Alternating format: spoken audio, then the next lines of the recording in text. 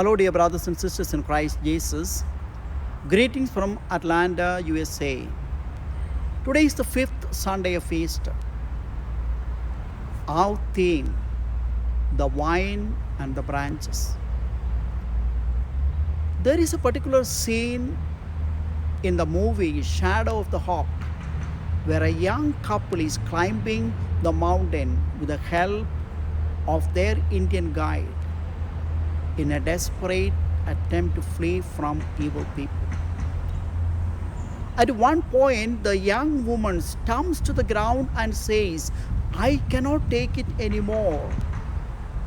The young man lifts her to her feet and says, "Darling, we must go on and we have no other choice."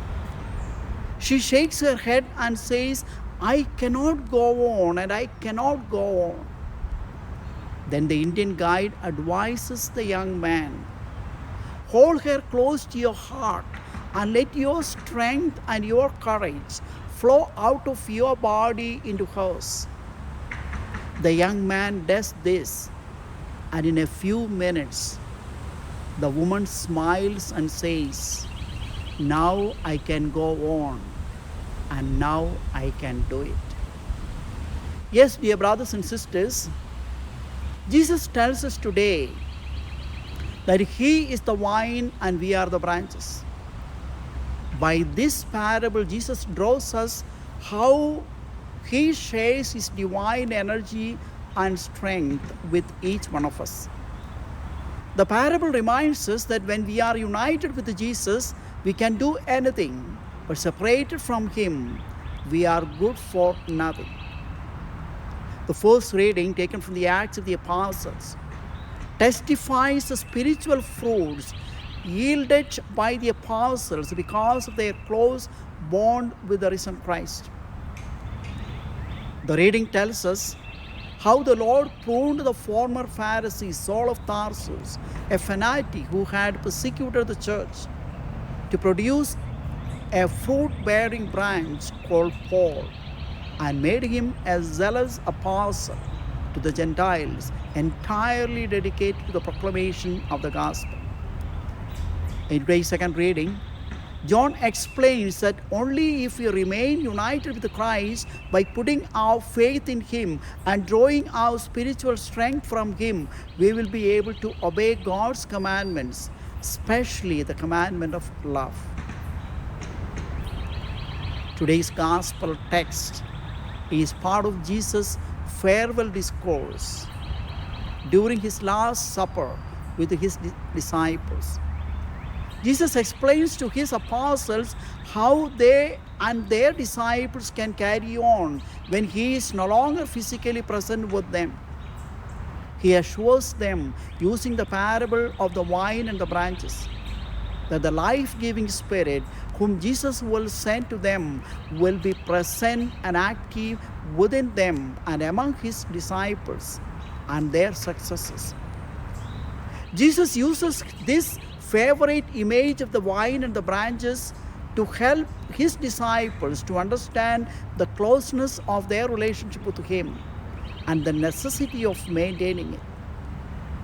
They are not just simply rabbi and disciples, but their lives are mutually dependent, as close as vine and the branches. In fact, in using this image, He explains to them and to us what our relationship with Him should be like. To be fruitful, one must be connected to the true vine, the Christ.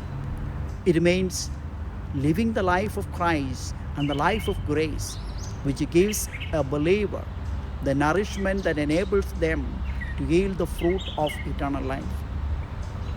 The image of the vine also helps us to understand the unity of the church.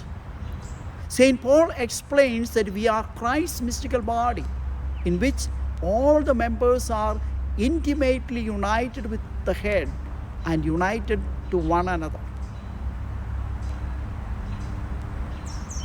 A well-pruned branches, dear brothers and sisters, cannot bear grapes unless it abides in the vine. Jesus reminds us that we cannot bear fruit unless we abide in Him, just as He abides in us. This life of intimate union with Christ in the church is maintained by the spiritual help common to all the faithful, chiefly by active participation in the liturgy. Those of us who do not abide in Jesus will wither and be thrown away, just as the withered branches are thrown into the fire to be burned. Being the branches of Jesus, the vine, means being with Jesus and becoming Jesus for others. That is why St. Paul says, "It is no longer I who live in Christ. It is not I who live, but Christ who lives in me."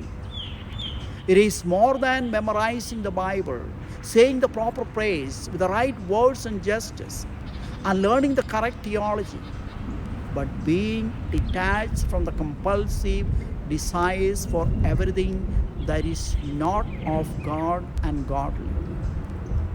Being with Jesus and becoming Jesus is how we think, feel, act, and react in our daily lives.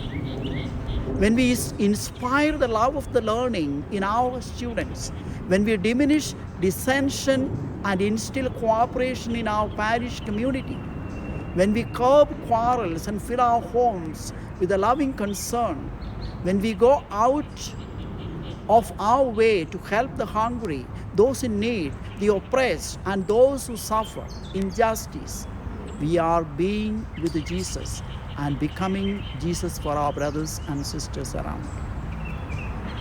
Being pruned as Christians for our faith and values is also part of becoming Christ today. If we are not ready to be pruned, we become fruitless, leafy branches, draining life from the trunk without giving anything in return. May God bless you and have a blessed weekend.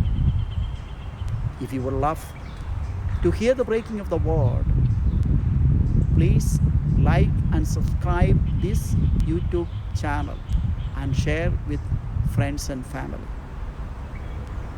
Stay tuned for the next week.